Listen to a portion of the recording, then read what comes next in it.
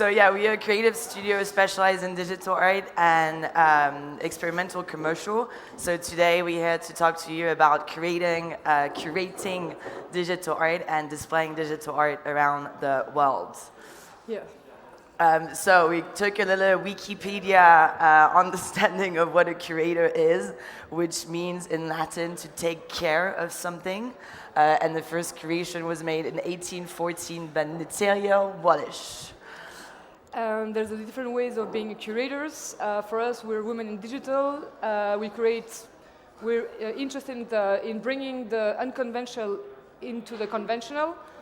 We create for platforms as well as for installations, brand partnerships, discovery as well, meaning we like to bring new digital artists for people to discover, as well as bring film experimental into commercials. So all of this started in 2018. So we wanted to empower digital art, and Patricia is a director, so we wanted to as well bring in digital art into actual commercial. So at the time, obviously, digital art was not really something like that mentioned, whether for the people or for the artists themselves, not thinking that they were artists in digital arts. And so, yeah. It wasn't really a thing. Yeah. No. And so since 2018, we have been elevating the medium by showcasing artists and talking to them. So we actually have now talking with 200 to 300 digital artists to showcase them in a platform. For us was Instagram. So actually, if you see on Instagram, you can see all those artists, and now introducing them to the NFT world. So, for example, this is a digital artist called Finn Brock, and Finn on his Instagram will create some artwork that he'll be showcasing to be able to get commission work through client. So this is how most of the digital artists get some of their jobs. So they create some artwork, and that's where we come in and play with that artwork. So for example, this is an NFT artwork by Finn. This is a commission artwork for a brand, which we created and actually just sold out today. And yeah, this is about a collaboration with 5 different digital artists, and it's with Exclusible NFT luxury platform, where we have asked those 5 artists to create completely with their style the shoe brand with Hogan. Hogan is the commercial that this is for. And so each artist took the white shoe as a canvas, did completely their own vibe and their own artwork, and that was an NFT artwork. And what was interesting is that then we pushed the concept even further, where we separated 5 layers of each of those artwork to create generative pieces. So 5 pieces of each of those artwork have been mixed up together to create 500 of them. And today, as Justine said, it was all sold out, and actually you can see the collaboration and artwork inside at Exclusible. So that kind of curation and art, so we both as well, artists and conceptor, director, creative director, it's really like bringing the ideas, finding the right artist to work on the project. Therefore here there was as well like some rule of like placement and color gradient, so that was all the curation parts of the project. And what was interesting is this idea that actually artists, normally they don't really collaborate between each other. It's like you just do something with one artist and that's it. But in this one, what was interesting is that they were all, okay to mix and match together. We created a WhatsApp group as well together. So it was interesting that everyone was really helping each other. I have an issue with this software, let me help you. And so we actually created this ecosystem that goes with the Web3 environment, which is we are all collaborating each other, helping each other, and elevating each other. Yeah. Oh. Interesting. So actually, this is a little bit of like a back story. This is one of our first digital art exhibitions that happened in Miami at Art Basel. CADAF is the first digital art fair, and so we had the idea of really wanting to bring digital art into the physical world. So it's like, how do you do that? Is by showcasing it into how can you display digital art, not just in a screen, but as well as projections. Like here we mapped some frames to put Dirkoy, which is an artist that likes to film streets or like physical world, and then have digital artwork to intercorrelate together. Or Marco Mori as well. Yeah, so for that curation of that work, it was the first time in our life that we were gonna sell some digital artwork. So like Patricia said, there was the thing of the displaying, and then we really wanted to teach ourselves and to learn what will work if we were keeping doing this. So we had some physical, actual photography, and then we displayed, and then we wanted to do a commission work. So Marco Moroni, which is there and small, that you could see, would be that the person will buy his own face being commissioned with the artwork, the artist's idea work. And yeah. This is another type of curation that we like to do, is about environmental and sustainability. Because in the world, what's nice is that art actually can really push for to bring the causes to a wider audience. Like, for example, what we can see with Ukraine right now, there's so many artists that are being commissioned in order to help the Ukrainians. So in this case, we wanted to help the forests that were burnt out like every year. So we actually did like a 360 immersive experience where it was like a performance where we took some footage out of like all the fires that was happening in the world, and then partner with Alexis Quenel, Julian Hoss, Aitana Basquiat, André Zunska, and Barney McCann to create digital greeneries, because they were already doing some 3D forests, and have that as a performance to go from physical to digital. And actually, what happened there with the tickets, right? Yeah, all the ticket, we give the money to One Tree Planted, so to be able to plant some trees. Yeah. And an idea as well that we tried out here was to see for physical events that do set design, and then over one night, there's so much set design that's being used and then thrown away for no reason. So it was really like to show people like we can so use projection and our digital art to create immersive experiments and spaces that will just require artist collaboration and projectors. This is, so again, coming back to bringing digital art into physical space. So this is a space in Paris called EP7, and we had this space for 1 month, and we invited 20 different digital artists to showcase their work on 12 LED screens. And around the time we did as well, that was supposed to be during the COVID period. And then COVID happened, so we postponed to 1 year later. And then we decided to name this event Seeing the world in a different way. Yeah, seeing the world in a different perspective, to really dig into what the artists will be able to do. So after the curation of each of the art, we wanted as well to educate French people on what is digital art. So we organized a lot of events, talks, and to bring the people there, we decided to do some concert and music, so that some people that were not necessarily into the digital art world could come in and yeah. Because what's exciting is because we're living in a world where there's going to be more and more screens, and mainly the screens are for advertising. So now what's cool with EP7, they understood that actually they want to bring digital art into the streets of the cities. And so this is a great example of seeing those buildings implementing digital art into their facade. Yeah. This is this is as well another example of commission artwork we do with digital artists to bring more art into advertising. And this is a no name. It's a shoe brand where they wanted to do a pop-up in the 3 main cities, New York, Paris, and Tokyo. And they asked us to do commission art piece to map their pop-up store. So in this case, we did it with Aitana Basquiat. She's from Spain. And we were able to map her artwork on the shop. So, yeah.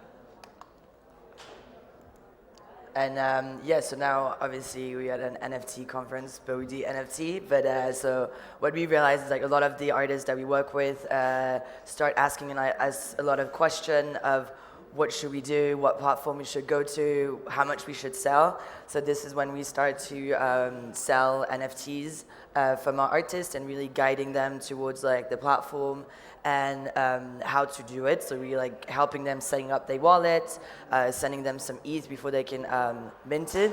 And this was a collab that we were asked from Temple magazine, who was doing an event in Paris. So they asked us to commission some digital artwork for the show, and therefore we showcase Jae Young Kim, who does really crazy artwork and super cool. And then we created a po-up for the full Temple magazine event, and that's and then on to wrap up, what basically we do is that on one side we have digital artists that we showcase into buildings, installation, and like kind of exhibition. And on the other hand, when we do experimental commercial, we bringing those artists to collaborate with us for some various brands. And so depending on the brands, that's when we create like NFT or video commercial mixing media. And then we do a lot of other stuff. But Too much stuff. too much. Digital art. Yeah. And cool. Do we have any questions? Cool. Yes.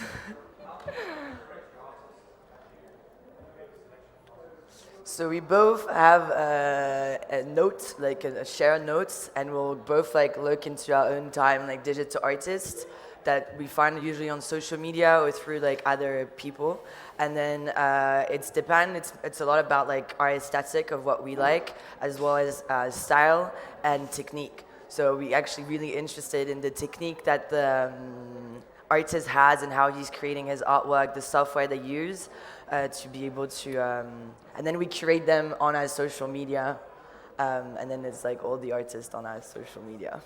So Yeah, there's so many different types of artists. There's the one that like uses mathematics and coding, to create art or robotics. Other ones are completely come from the fine arts, oil painting, and that like are putting themselves into the digital realm. And so as long as they have an interesting technique, a deep thought with their vision, and as well, something to say to the world, then those things are interesting profile for us to showcase. Yes. Sorry, I have a question. Yes? Have you ever been in a situation when working with brands, the proposition from the brand was so out of there and so stupid, didn't make sense, that you actually refused to involve your artist with the brand? Yeah. Yeah. Actually, recently it was like for a car, like luxury brand, and I was like, no name dropping. No. Nah.